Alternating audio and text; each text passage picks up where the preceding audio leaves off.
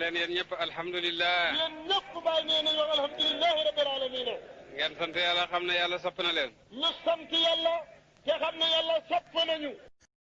alhamdulilahi walabdulillah wasalaatu wasalaamu ala mawlana rasulillah wa ala alihi wa ashaabihi dawi lfadli waljah. ilahi laa ilma lana illa ma allamtana innaka anta alalimu alhakim. ya himmata alcheikh uxduri lana fi hada almaxdari waltaatufi binadratin tati lana bidafari.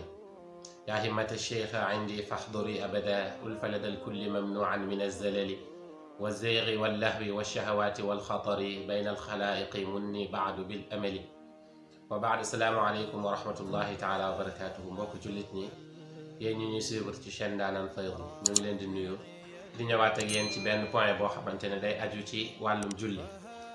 dafa nekk phénomène boo xam ne dañoo yàgg di ko seetlu lool ñu ñëw pour indi ci leeral te mu concerné góor ñi concerné tamit jigéen ñi muy nëbb sa awra ci booy julli.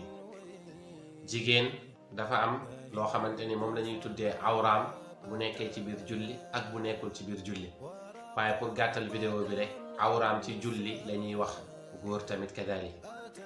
jigéen Yonent bi sallallahu alayhi wa sallam dafa ne almaratu awra mu ne jigéen awra la.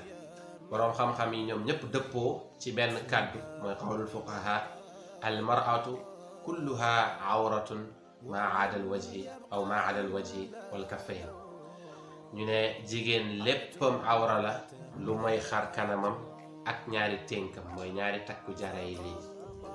ñu bari nag dañuy fàtte ne xatta pieds yi mooy tànk yi ci suuf ci awra yi la bokk wa xaasatan bu fekkee ni ci julli la. boroom xam-xam yi wuute nañ waaye li gën a bari dañoo saxal ne jigéen buy julli ay tànkam di feeñ ci suuf julleem yàqu. am na ñeneen ñu ne loolu du yàqu julli waaye du moment que am na ñu ciy wuute day yàqook du yàqu rek li gën ci jigéen buy julli mooy mu muur lépp ba ci suuf bu dee ay yéreem jotul mu ut beneen sër mu xam ne day buubu wala mu sol ay kawas yoo xam ne moom mooy nëbb ay tànkam. waaye jigéen bu ay tànkam di feeñ ci julli loolu mën na yàq julleem. kon nañu xam ne jigéen léppam awra la buñ ne léppam tamit ci jëmm ji la jëmm ji léppam awra la lu dut xar kanam gi ak ñaari ténk yi. lépp lu dut loolu yëpp awra la. bu dee ci julli nag na ci gën a bàyyi xel ndax loo xam ne mën na ko yóbbee julleem ñàkk bi.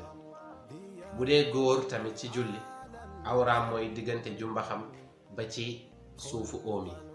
li tax ñuy préciser ci góor ñi mooy dañ ciy gis ñoo xamante ni maara détail yi seeni tube yi ay déchiré lay doon bu ñuy julli seen pooj yi day génn si biti.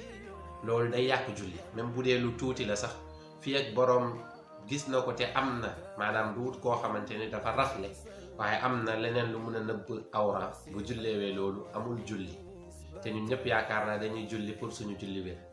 beneen bi mooy ñi nga xam ne tamit ay t-shirt la ñuy sol wala chemise boolek ak pantalon boo xamante ne peut-être duñ jiital sous-vêtement bu gudd ci biir ba suñu sujjuutee rek da ngay gis seen digg li ci ginnaaw day feeñ. te nee nañ awra bi mooy diggante jumbax bi ba ci óom yi kon soo sujjuutee sa ndigg feeñ si biti rek tamit loolu sa awra feeñ na te sa awra su feeñee ci biir julli rek julli gi yàqu na.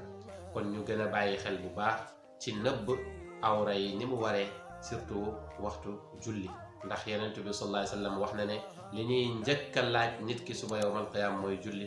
bu baaxee lépp baax na waaye bu bonee itam lépp bon na.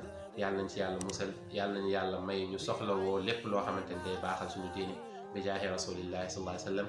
in uridu illa al islaaha ma stataatu wa ma tawfiqi illa billah alayhi tawakkaltu wa ilayhi unib.